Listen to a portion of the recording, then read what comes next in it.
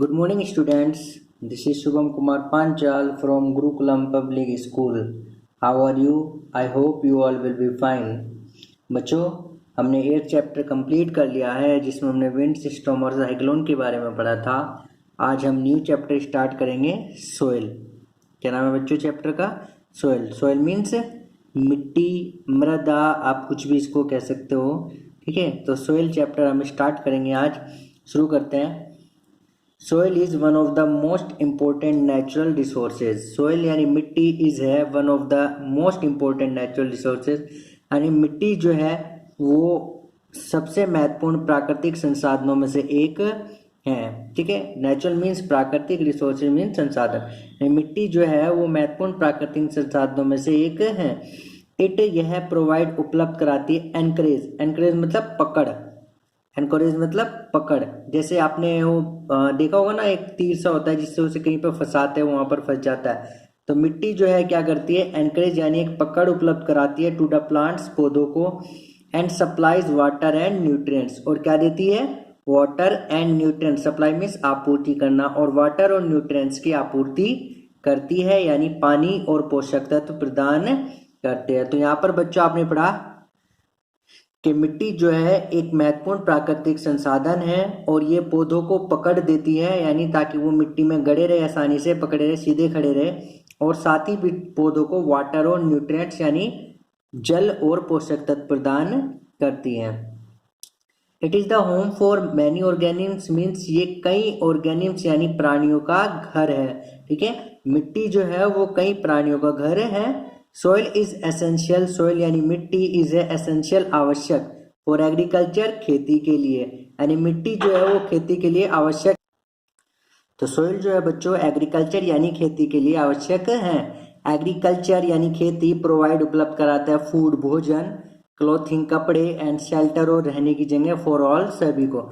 यानी खेती जो है वो सभी को क्या देता है? भोजन, कपड़े और रहने की जगह देता है।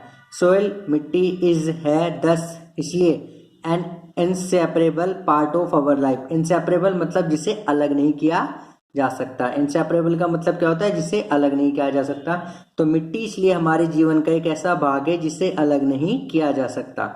द अर्थी यानी जमीनी, फ्रेग्रेंस मीन्स खुशबू, ऑफ सोइल मिट्टी की, आफ्टर द फर्स्ट रेन, पहली बारिश के बाद जो मिट्टी की खुशबू आती है ना, इज ऑलवेज रिफ्रेशिंग, वो हमेशा ताजगी महसूस करवाने वाली होती है। यानी बच्चों यहाँ पर आपने पढ़ा कि मिट्टी जो है वो प्राकृतिक संसाधनों का एक महत्वपूर्ण हिस्सा है। ठीक है, और मिट्टी जो है वो पौधों को एक पकड़ प्रदान करती है, और साथ ही साथ पौधों को वाटर और न्यूट्रिएंट्स यानी पानी और पोषक तत्व भी देती है। मिट्टी जो है कई ऑर्गेनिम्स यानी प्राणियों का घर है, और ये खेती के लिए बहुत आवश्यक है। खेती से हमें खाना मिलता है, कपड़े मिलते हैं और रहने की जगह मिलती है। इसलिए मिट्टी एक ऐसा हिस्सा है जिसे हम अपने जीवन से अलग नहीं कर सकते। और पहली बारिश के बाद जो मिट्टी की खुशबू आती है ना, वो बहुत ही रिफ्रेशिंग यानी ताजगी महसूस कराने वाली होती है। आगे देखते हैं।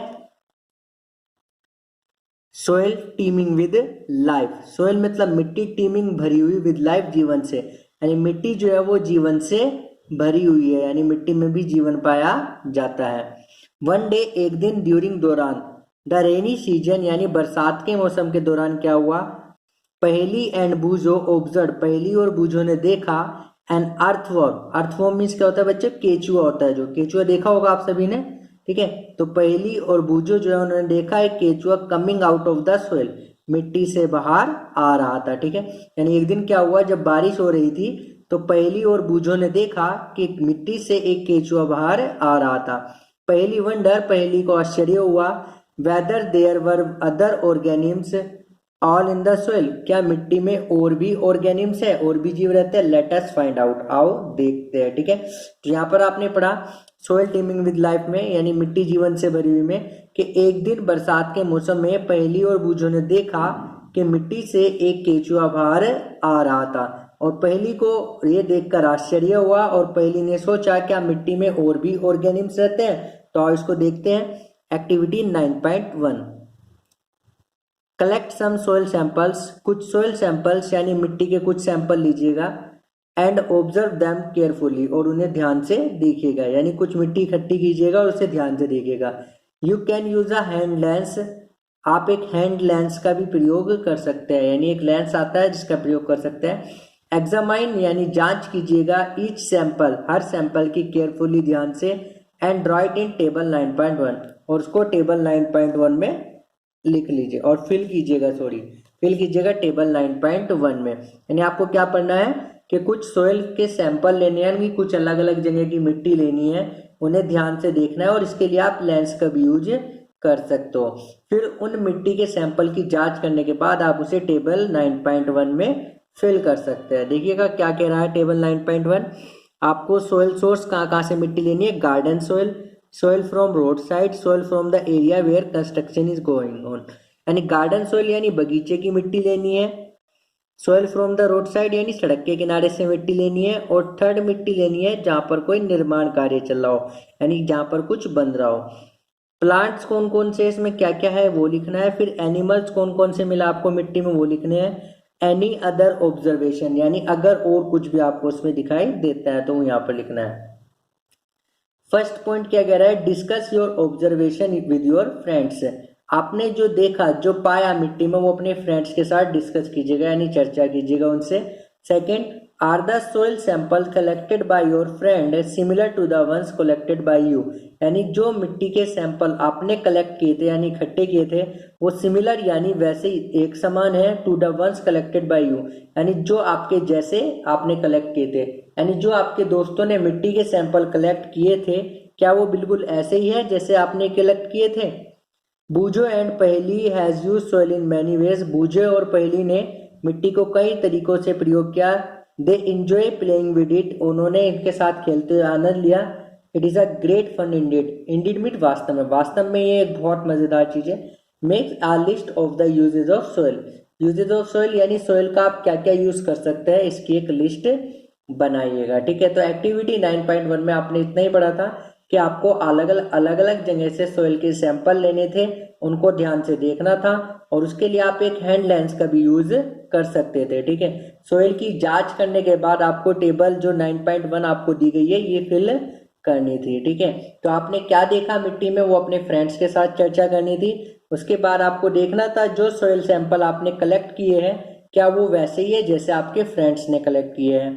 ठीक है, उसके बाद बूझो और पहेली ने सोइल का कई तरीके से यूज किया। ठीक है, और उन्हें उसके साथ खेलने में मजा आया। ठीक है, तो आप भी एक लिस्ट बना सकते हो कि आप सोइल का क्या क्या यूज कर सकते हैं। आगे देखते हैं बच्चों, polythene bags and plastic pollute the soil. Polythene bags मतलब पॉलीथीन के जो थैले होते हैं आपने देखा होगा, और जो प्लास्टिक होती है वो पोल्यूट यानी प्रदूषित करती है द सोइल यानी मिट्टी को, यानी पॉलीथीन बैग और प्लास्टिक जो होती है वो मिट्टी को पोल्यूट यानी गंदा करती है।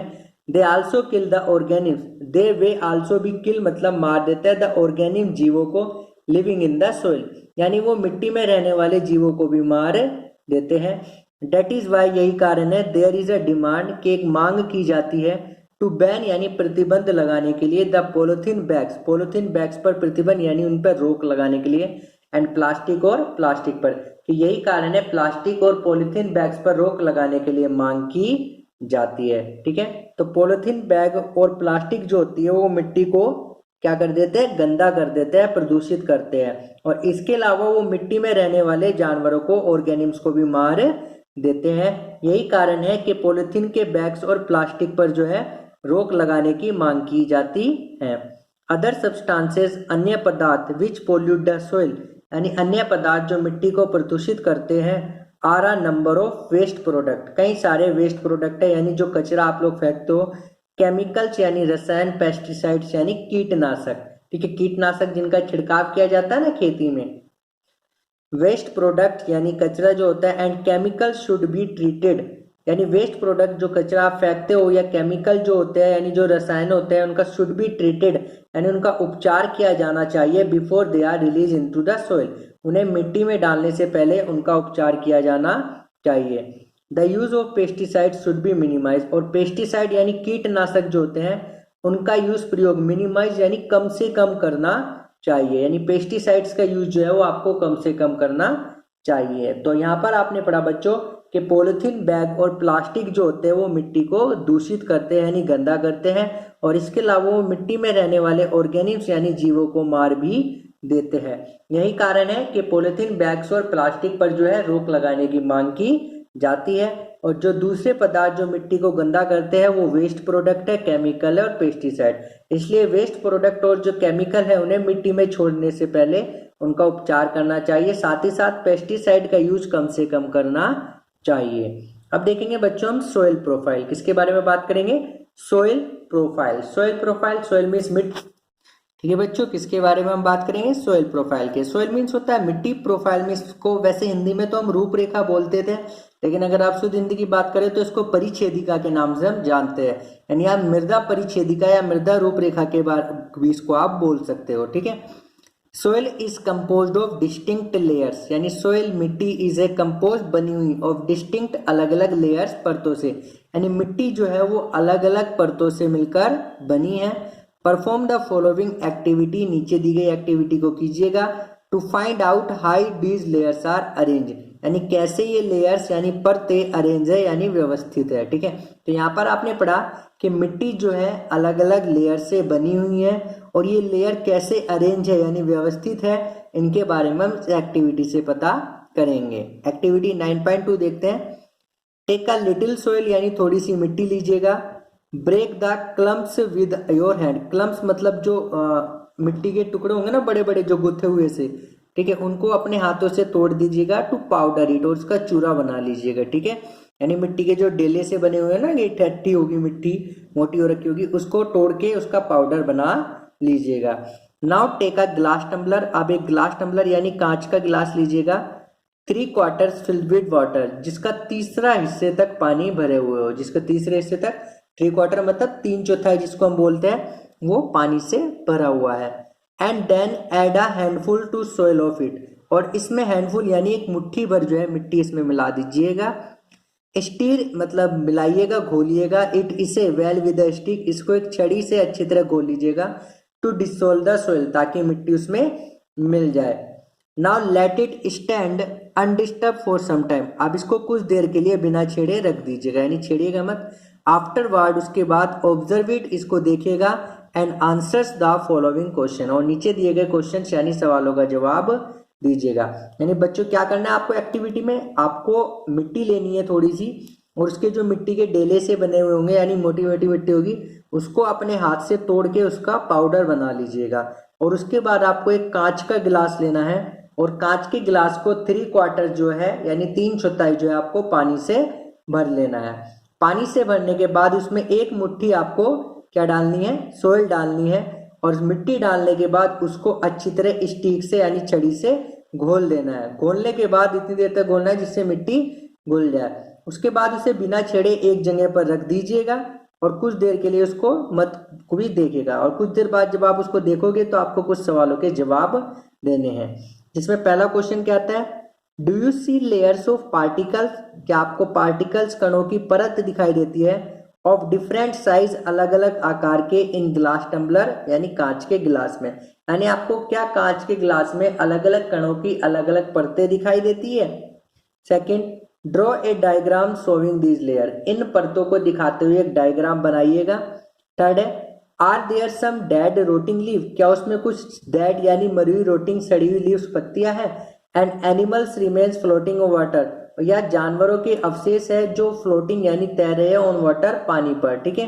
तो आपने जो ये एक्टिविटी की उसके बाद आपको 3 सवाल के जवाब देने हैं, जिसमें सबसे पहला सवाल था कि क्या आपको कांच के गिलास में अलग अलग आकार के कणों की अलग अलग परत दिखाई देती है। सेकंड, इसका एक डायग्राम बनाइएगा इन परत को दिखाते हुए। और थर्ड था, क्या आपको उसमें कुछ मरी हुई और सड़ी हुई पत्तियां दिखाई देती है या कुछ जानवर के अवशेष दिखाई देते हैं जो पानी पर ऊपर तैर रहे होते हैं।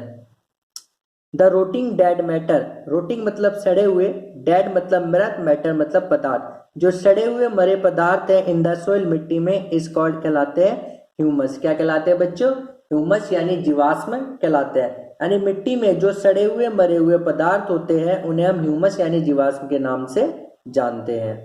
ठीक है बच्चों, तो अगर आपसे कोई पूछे ह्यूमस क्या होता है तो आप जवाब दोगे the rotting dead matter in the soil is called humus. Means मिट्टी में जो मरे हुए अवशेष होते हैं, ठीक है, जो मिट्टी में जो मरे हुए अवशेष होते हैं उन्हें ह्यूमस यानी जीवाश्म के नाम से जानते हैं। आगे देखते हैं, you probably know, probably means शायद आप जानते हो, that the soil is formed, कि सोइल मिट्टी इज फॉर्म्ड बनती है, बाय द ब्रेकिंग डाउन यानी टूटने से, ऑफ रॉक्स चट्टानों के, कि शायद आप जानते हो कि मिट्टी जो है वो चट्टानों के टूटने से बनती है, बाय द एक्शन यानी कार्य की वजह से, ऑफ विंड यानी हवा के, वाटर पानी, एंड क्लाइमेट और जलवायु के, ठीक है, यानी शायद आप जानते हो कि मिट्टी जो है वो चट्टानों के टूटने की वजह से बनती है, यानी जब चट्टानें टूटती है तो वो छोटे छोटे टुकड़ों में टूट जाती है, जिस वजह से मिट्टी बनती है। और ये चट्टानें टूटती क्यों है कि जब तेज हवा चलती है तो वो चट्टानें गिर जाती है, या पानी जो होता है वो अपने साथ बहा कर ले जाता है, या क्लाइमेट यानी जलवायु में जब परिवर्तन होता है उसकी वजह से भी ये चट्टानें टूट जाती है। This process is called weathering, इस प्रक्रिया को हम क्या कहते हैं, वेदरिंग यानी अपक्षयण कहते हैं, ठीक है। वेदरिंग क्या होता है कि चट्टानों का छोटे छोटे टुकड़ों में टूटना, ठीक है, यानी the breaking down of rocks into smaller part is called weathering. समझे बच्चों कि चट्टानों का छोटे छोटे टुकड़ों में टूटना ही क्या कहलाता है, वेदरिंग यानी अपक्षयण कहलाता है। The nature of any soil, यानी नेचर यानी प्रकृति, ऑफ एनी सोइल किसी भी मिट्टी की प्रकृति, यानी वो मिट्टी कैसी होगी, डिपेंड्स निर्भर करता है, अपॉन द रॉक चट्टान पर, from each which it has been formed, यानी जिस चट्टान से ये बनी है, यानी कोई सी मिट्टी कैसी होगी ये इस बात पर डिपेंड करता है कि कौन सी चट्टान से बनी है। And the type of vegetation that grows in, और वेजिटेशन यानी कौन सी वनस्पति यानी कौन से पेड़ पौधे जो है इसमें उगते हैं, ठीक है। तो यानी मिट्टी का नेचर कैसा होगा ये इस बात पर डिपेंड करता है कि कौन सी चट्टान से बनी है और कौन से पेड़ पौधे इसमें उगते हैं। समझे बच्चों, तो यहाँ पर आपने पढ़ा कि मिट्टी का नेचर जो है यानी मिट्टी की प्रकृति इस बात पर डिपेंड करती है कि कौन सी चट्टान से बनी है और कौन से तरह के पौधे इसमें उगते हैं। वर्टिकल सेक्शन, वर्टिकल मतलब होता है जो सीधा खड़ा होता है, ठीक है, वर्टिकल मतलब सीधा है। जैसे गिलास आपको दिख रहा है, गिलास सीधा खड़ा है तो इसमें अलग अलग डिवाइडेशन हो रखी है ना, अलग अलग लेयर आपको दिख रही है। सबसे नीचे ग्रेवल है, फिर सैंड है, फिर क्ले है, फिर वाटर है और फिर ह्यूमस है। ग्रेवल यानी जो कंकड़ पत्थर होते हैं, आपने देखा जब पानी में मिट्टी घोलोगे तो कंकड़ पत्थर नीचे बैठ जाएंगे। उसके बाद सैंड यानी जो बालू, जो मोटी मिट्टी होगी वो ऊपर तैरेगी। उसके बाद क्ले जो और बारीक मिट्टी होगी वो ऊपर बैठेगी। फिर वाटर पानी, और फिर उसके ऊपर जो ह्यूमस होंगे, ह्यूमस मतलब यानी जो पत्ते होंगे, सड़े गले पत्ते होंगे या कोई छोटे छोटे प्राणी होंगे वो ऊपर तैर रहे होंगे। तो इस तरीके से अलग अलग आपको लेयर, तो ये जो वर्टिकल सेक्शन है यानी ऊपर के नीचे, सबसे नीचे फिर उसके ऊपर फिर उसके ऊपर, इस तरह से जो वर्टिकल सेक्शन यानी ऊर्ध्वाधर जो हिस्से बने हुए अलग अलग through different layer of the soil, यानी मिट्टी की अलग अलग परतों के, इस कॉल्ड कहलाता है सोयल प्रोफाइल। क्या कहलाता है, सोयल प्रोफाइल यानी मृदा परिच्छेदिका कहलाता है। यानी बच्चों ये जो आपको अलग अलग लेयर दिखाई दे रही है, वर्टिकल मतलब होता है ऐसे सीधे, ठीक है। तो ये जो वर्टिकल अलग अलग सेक्शन बने हुए हैं मिट्टी के, एक सेक्शन ये है यहाँ तक, फिर एक यहाँ तक है, फिर एक यहाँ तक है, फिर एक यहाँ तक है। तो ये जो मिट्टी के अलग अलग सेक्शन बने हुए हैं, अलग अलग डिस्टिंक्ट लेयर है, इसी को हम सोइल प्रोफाइल यानी मृदा परिच्छेदिका के नाम से जानते हैं। इसमें लिखा है ईच लेयर डिफर्स इन फील, प्रत्येक परत जो है वो फील में यानी छूने में, जब अगर आप उसको छू के टच करोगे तो वो अलग महसूस होगी। तो यहाँ पर आपने पढ़ा बच्चों कि प्रत्येक मिट्टी जो है जब आप उसको छुओगे तो वो अलग लगेगी, कलर्स यानी रंग में भी अलग लगेगी, डेप्थ मतलब गहराई में, एंड केमिकल कंपोजिशन और रासायनिक गठन में, यानी किन किन चीज़ों से वो मिलकर बनी है। तो मिट्टी जो है जब आप उसको छुओगे तो वो आपको हर तरह की मिट्टी अलग अलग लगेगी, कि वो छूने में अलग महसूस होगी, रंग अलग होगा उसका, गहराई अलग अलग होगी, और उसकी जो केमिकल कंपोजिशन यानी रासायनिक संगठन भी अलग अलग होगा। These layers are refer to as horizon, ये जो मिट्टी की अलग अलग परत होती है इनको हम होरिजोन्स यानी क्षैतिज के नाम से जानते हैं। और अगर आप क्षैतिज ना बोलो तो इन्हें संस्तर स्थिति भी हम कह सकते हैं। शुद्ध हिंदी में क्या कह सकते हैं, संस्तर स्थिति। समझे बच्चों, या स्थिति संस्तर के नाम से भी जानते हैं, ठीक है। तो आपको ये मिट्टी की जो अलग अलग लेयर दे रखी है, ठीक है, जो मैंने आपको ग्लास में दिखाया तो जो पूरा ऐसे था उसको बोलते थे हम सोइल प्रोफाइल। लेकिन ये जो अलग अलग लेयर है, जैसे एक लेयर ये है, ठीक है, तो ये क्या है, संस्तर स्थिति है। क्या बच्चों, संस्तर स्थिति यानी होरिजोन या फिर क्षैतिज भी आप इसको कह सकते हो। अब आगे देखते हैं, we usually see the top surface of the soil, हमें ज्यादातर मिट्टी का टॉप सरफेस यानी ऊपरी सतह दिखाई देती है। Note the layers below it, इसके नीचे की परतें नहीं दिखाई देती। If we look at the side of a recently dug ditch, अगर हम डग डिच यानी किसी हाल ही में खुदे हुए गड्ढे की, अगर कोई खाई या गड्ढा खुदा है उसकी साइडों को देखते हैं, साइडें यानी उसके बराबर के हिस्सों को देखते हैं, we can see the inner layers of the soil, आपको मिट्टी की अलग अलग परतें दिखाई देगी। आपने देखा भी होगा बच्चों, जैसे आप कोई गड्ढा खोदते हो तो पहले थोड़ी अलग तरह की मिट्टी आती है और गहराई में खोदने के बाद दूसरी तरह की मिट्टी आती है, जैसे जनरल में हम उसे काली मिट्टी, भूरी मिट्टी, लाल मिट्टी ऐसे बोल देते हैं ना, तो अलग अलग तरह की मिट्टी आती है ना। तो आपने देखा कि हमें जो है मिट्टी का सामान्यतः टॉप सरफेस यानी सबसे ऊपर की परत दिखाई देती है, उसके नीचे की लेयर्स नहीं दिखाई देती। और अगर हम किसी हाल ही में खुदी हुई खाई को देखेंगे, साइड से देखेंगे, तो आपको मिट्टी की अलग अलग यानी अंदर की परतें दिखाई देंगी। सच अ व्यू इनेबल्स, ऐसा दृश्य, व्यू मतलब दृश्य, इनेबल योग्य बनाता है हमें टू ऑब्जर्व देखने के लिए the soil profile at that place, उस जगह का सोइल प्रोफाइल देखने के लिए हमें योग्य बनाता है, यानी हम देख सकते हैं वहां पर कौन कौन सी तरह की मिट्टी पाई जाती है। Soil profile can also be seen while digging a well, soil profile को हम कब भी देख सकते हैं, जब डिगिंग अ वेल यानी एक कुआं खोद रहे हो, और laying the foundation of building, या किसी इमारत की नींव डाल रहे हो। जब किसी इमारत की नींव डलती है, फाउंडेशन डलती है, तो उसके लिए गहरे गड्ढे खोदे जाते हैं ना, तो वहां पर भी आप सोइल प्रोफाइल देख सकते हो। यानी जो मिट्टी की अलग अलग परतें आपको दिखाई देती है यही सोइल प्रोफाइल है, और उन मिट्टी की अलग अलग परतों को अलग अलग होरिजन के नाम से जाना जाता है। It can also be seen at the sides of a road, आप एक सड़क की साइड में भी देख सकते हो ना, हिल पहाड़ी में, यानी जब आप किसी पहाड़ी पे सड़क पर जा रहे हो तो आपको रोड की साइड में भी ये लेयर दिख सकती है। और at a steep river bank, steep मतलब खड़ा जो नदी का ढलान, यानी सीधा नदी का जो ढलान होगा, ढलान थोड़ी किनारा होगा, वहां पर भी आप इसको देख सकते हो, यानी नदी के किनारे पर भी जो सीधा बिल्कुल होगा उस पर भी आप इसको देख सकते हो। The upper most horizon is generally dark in colour, यानी जो सबसे ऊपर की संस्तर स्थिति होती है वो कलर में कैसी होती है, डार्क होती है। As it is rich in humus, क्योंकि ये ह्यूमस यानी जीवाश्म से भरी होती है, एंड मिनरल्स और खनिजों से, क्योंकि यह जीवाश्म और खनिजों से भरी होती है। ठीक है, यानी मिट्टी की जो सबसे ऊपर की परत है वो आपको कलर में कैसी दिखेगी, डार्क दिखेगी। क्यों दिखती है डार्क, क्योंकि ये ह्यूमस और मिनरल से भरी होती है। द ह्यूमस यानी जीवाश्म जो है, मेक द सोइल फर्टाइल, कैसे बनाते हैं मिट्टी को, फर्टाइल यानी उपजाऊ बनाते हैं, एंड प्रोवाइड और उपलब्ध कराते हैं न्यूट्रिएंट्स पोषक तत्व टू ग्रोविंग प्लांट्स यानी बढ़ते हुए पौधों को। ठीक है, यानी बढ़ते हुए पौधों को न्यूट्रिएंट्स यानी पोषक तत्व उपलब्ध कराते हैं। दिस लेयर, ये जो परत होती है, इस जनरली सॉफ्ट, कैसी होती है, सॉफ्ट यानी मुलायम होती है। पोरस यानी इसमें बहुत सारे छेद होते हैं, समृद्ध बोल देते हैं पोरस को, and can retain more water, और ये ज्यादा पानी को रोक सकती है। It is called a top soil, इसको टॉप सोइल यानी ऊपरी मिट्टी और ए होरिजोन या ए संस्तर स्थिति भी कहा जा सकता है। यानी यहाँ पर आपने पढ़ा कि जो मिट्टी की सबसे ऊपर की परत होती है वो कलर में ब्लैक होती है। क्यों होती है ब्लैक, क्योंकि उसमें आपको क्या दिखता है, उसमें ह्यूमस और मिनरल्स पाए जाते हैं। ह्यूमस जो होते हैं वो मिट्टी को फर्टाइल बनाते हैं, यानी उपजाऊ बनाते हैं, और पौधों को उगने के लिए क्या देते हैं, न्यूट्रिएंट्स देते हैं। ये जो लेयर होती है ये कैसी होती है, सॉफ्ट होती है, पोरस होती है, और ये ज्यादा पानी को अपने अंदर रोक सकती है। इस लेयर को हम टॉप सोइल या ए ओरिजोन के नाम से जानते हैं, आप देख भी सकते हो ए ओरिजोन।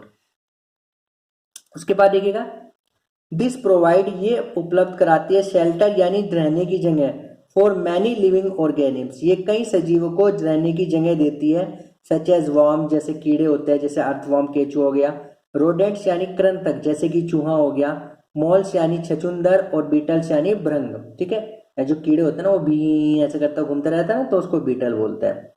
The root of small plant, छोटे पौधे की जो जड़ें होती है, आर एम्बेडेड, जड़ी होती है, entirely in the top soil, पूरी तरह से ऊपरी मिट्टी में ही होती है।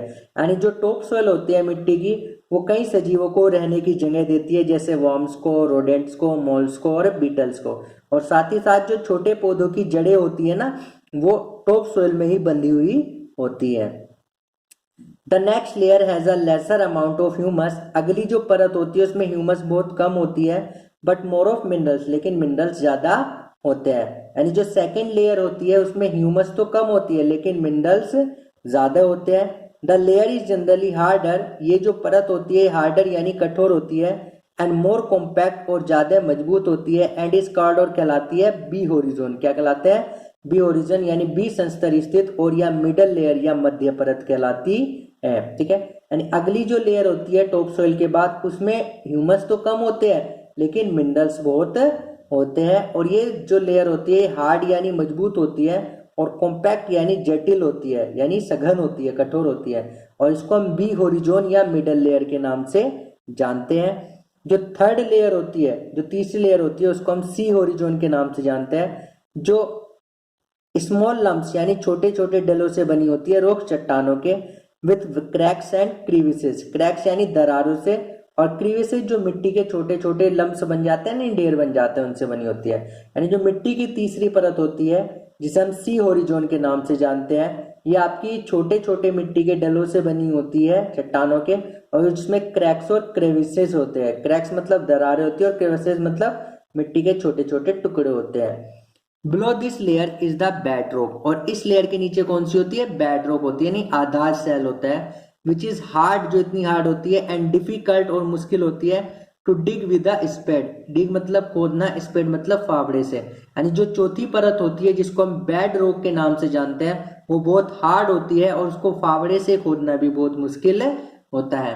तो बच्चों आज के लिए इतना ही काफी है, आप इसको पढ़िएगा, और अगर आपको कुछ भी प्रॉब्लम आती है तो आप उसको मेरे से व्हाट्सएप ग्रुप में कंफर्म कर सकते हैं। बच्चों आप लोग अपना होमवर्क सबमिट नहीं करा रहे हैं तो ज्यादा से ज्यादा बच्चे अपना होमवर्क सबमिट कराएं, होमवर्क कीजिएगा, और होमवर्क करने में अगर आप कोई प्रॉब्लम देखते हैं तो वो भी मुझसे बता सकते हैं। ठीक है बच्चों, थैंक यू।